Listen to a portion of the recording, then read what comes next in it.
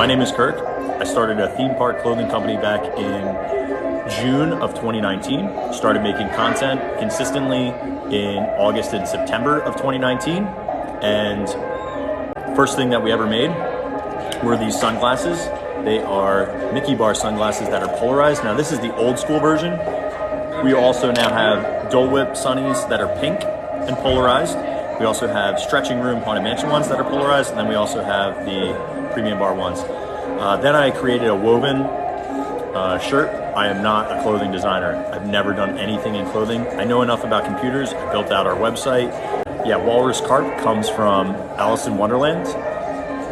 So the walrus and the carpenter, who's always constantly hungry, and then the oysters are always curious, and it actually leads them to their demise. But yeah, I was trying to figure out a way to make a really unique name.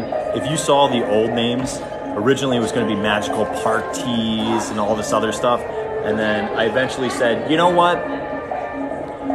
The business is not going to be a business or a thing until it becomes a thing. So calling it some generic name is not going to have any texture or feel. What's the thing you love most? What's the thing that brought you into Disney? And the thing that brought me into Disney was Alice in Wonderland. I love that film so much. Then I was taking trips during COVID and coming down really cheap, like $20, $40 round trips on Frontier and staying like a weekend, taking a ton of content. And I did it mainly on Instagram at first, then eventually found TikTok, and then started working on YouTube's. And then from there, I was still working in the beer business. I was the director of sales and marketing of a brewery, Flying Fish, which is based out of Somerdale, New Jersey, about 20 minutes outside of Philadelphia. And then from there, as leadership roles and all that stuff and the market changed, my wife and I were very unhappy with I knew I wanted to get out of the beer business. And Melanie, who was a second grade teacher, my wife, she wanted to get out of teaching. She had been teaching for 16 years. And it wasn't the kids, it was the environment. The space had dramatically changed around her, and it was not fulfilling. And she's like, but I have my pension in 13. I go, hun, do you want to give up 13 years of your life for money that may or may not be there? I said, let's live our lives. What's the worst thing that happens? We go get jobs. So we decide to move down here to Florida. We're over by Tampa, and decided to do this full time. So in September of 2021, we had sold our house and moved down here with our two kiddos, who are soon to be 5 and 6.5, both girls. And they didn't start school. They were still in preschool, so it was good timing there. And yeah, we sold our house at a peak and came down and risked it all. Gave up everything to come down here and try this. And I started out in education. I used to be a high school teacher for 3. I loved, oh man, that's awful. But there's so much truth, and I don't mean to be like Debbie Downer, but there's so much truth to you don't know what could happen tomorrow. So every day I wake up and I get to spend time with my girls, my wife and my 2 girls. It's a blessing. And the fact that we get to come to the parks, which theme parks are my jam. Like the first big trip Mel and I did, my wife and I did, was to Paramount Kings Dominion is that Maryland or Virginia? And then Williamsburg, Busch Gardens. Been rooted. We got engaged at Hershey Park. Like theme parks are our jam. So we went all in on let's spend as much time with our girls as possible, especially while they're still in the house, and let's try to make this work. We haven't made full-time income. I mean, I had a really good paying job. Kennywood, thank you. I had a really good paying job at Flying Fish.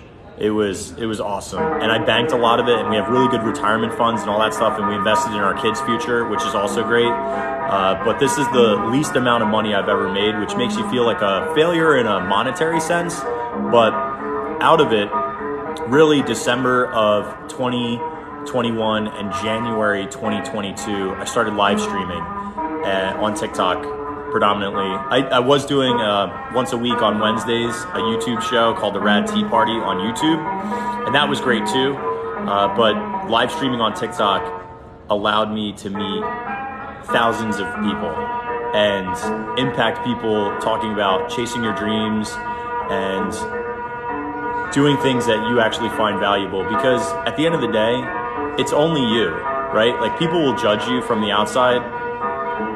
I don't make a ton of money doing this. In the future, can we scale this and make it livable? That's the goal for this year, is to make it livable. It's not livable right now. We go into debt every month, but that's okay, because I know where the future could lead. I'm just not going to quit. What's the worst thing that happens? It stinks. I didn't want to die with regret. I didn't want to die with regret. Thank you, Jason, for the 2023s, you know? So, yeah, I mean, the streaming thing, honestly, is just, it's a great way to connect with people and talk in a real way. Because as creators, I feel it's very disconnected when you make static content, because you're not with the audience all the time. They see your thing, you get the feedback, but it's all disconnected. Even though you can have DMs and chat, do you know what I mean? It's not the same. Mel actually does full-time for our business. Now, granted, once again, not a lot of money for two people who are making full-time incomes, but she does all the back-end things. It's really important in your life to know what your strengths are. My strengths are public speaking, communicating, entertainment, and design and creativity, right? So really good on that angle. When it comes to back-end stuff and accounting and all that, I'm not like that. If TikTok shuts down, we'll just go somewhere else. And if they shut down, we'll go somewhere else. And if that shuts down, we'll do our own thing. Like, this doesn't change, right? So I've talked about this before and I just love it. It's the difference between playing a finite game and an infinite game. Thank you, Melissa, for the pretzels, and thank you, Bethany, for the cowboy hat. If you play a finite game, you're trying to be the best, or you're trying to be first, or you're trying to get to this one finish line that's very attainable. There is no finish line in life. The finish line is when you expire, right? We don't know when that's going to happen. We don't. So in my thoughts is then do the things that you enjoy. This is the meaning of life. You want to know the meaning of life? This is what I think it is. The meaning of life to me is to do the things that you enjoy the most with the people that you love the most. So if you can do that for as long as possible, you're winning. It doesn't matter how much you make or whatever. The key is, you want to take care of your health. You want to take care of a roof over your head, so like basic needs, but everything else is gravy. Like, the money isn't the win. The win is to be able to do what you want with your time. The time is the currency. It's not cash, right? So you play an infinite game where, in our business, the thing that matters to me the most, that's why I give away. Like, when you subscribe here and I'm giving away pins and they cost me, you know, all in, I lose about like $3 on a pin, right? Because of shipping and packaging, and I throw extras in it. That's not the point. The point is, I want you guys to hang out for a while. I want you to enjoy the experience, because at some point, you may tell somebody else that you had a great experience. You may buy something from us and have a great experience. So I don't look for that like transactional relationship. Like, I don't want something from you. I want to give you something, and if we're worthy enough, if we have enough value, if we're helping you in some way, then you decide if you want to give back. It's not reciprocal, and it doesn't need to be reciprocal. Do you know what I'm saying? But it takes years. Like, you can't build a brand overnight. Like, you think Walrus Carp could be Walrus Carp in a year? No way. But in 10 years, it could be amazing. And we can accomplish like crazy things. But people give up because you didn't make it yet. It was too hard. You couldn't figure it out. There wasn't a perfect roadmap. Life doesn't have roadmaps. That's just the jam, you know? So, that's my TED Talk.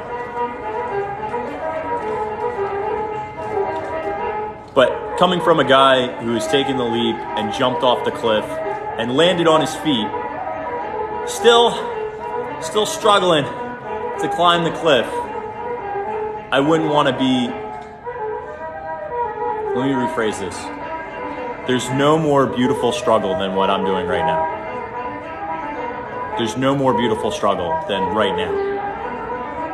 I would never, I don't want to do anything else. You know? So, thank you. Yeah, we ran the 10K.